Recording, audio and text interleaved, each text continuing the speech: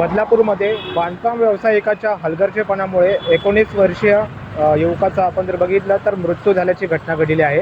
बदलापूर पश्चिम मांजर्ली परिसरात 13 जुलै रोजी एक बांधकाम सध्या एका इमारतीच्या या ठिकाणी सुरू आहे आणि त्या ठिकाणी कुठलीही सुरक्षा व्यवस्था नसल्याने एका 19 वर्षीय युवकाचा मृत्यू झालेला आहे. घटना काय घडली ती अधिक माहिती आपण या बातमीच्या माध्यमातून आपल्यापर्यंत पोहोचवणार आहोत.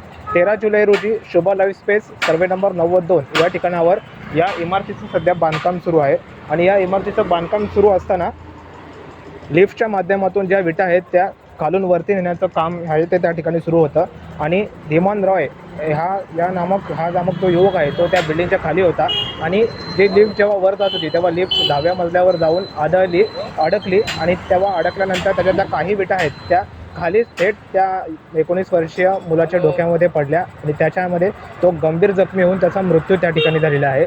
यामध्ये बांधकाम व्यावसायिकाने जर योग्य सुरक्षा व्यवस्था त्याच्याकडे ठेवली असती तर ही घटना आहे ती टळली असती. हेल्मेट त्या ठिकाणी कामगारांना देणं आवश्यक होतं आणि संरक्षण भिंत असणं आवश्यक होतं, जाळ्या असणं आवश्यक होतं, परंतु सगळे नियम धाब्यावर या ठिकाणी या बांधकाम व्यावसायिक या ठिकाणी मारत असल्याचं दिसून येते. आता देखील आपण बघू शकतो काम सुरू आहे परंतु या ठिकाणी जाळ्या असू द्यात किंवा कामगारांना हेल्मेट असू द्यात अशी कुठलीही व्यवस्था या ठिकाणी पुरवली गेलेली नाही आहे आणि त्याच हलगर्जीपणामुळे एका 19 वर्षीय मुलाचा मृत्यू या ठिकाणी झालेला आहे.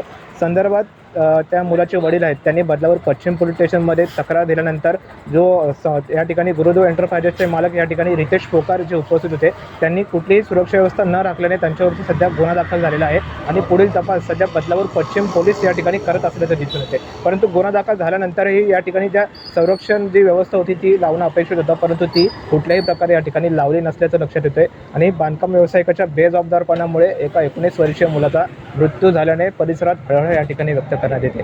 आता पुढील तपास बदलापूर पश्चिम पोलीस कशा प्रकारे करतात, काय कारवाई नेमकी होते हे पाहणं देखील महत्त्वाचं ठरणार आहे. याबाबत जे काही अपडेट आहेत ते आपण आपल्यापर्यंत पोहोचवत राहू. Cameraman Ronak टुडीसह Rutikesh Rokade, लोकपालक news, Badlapur.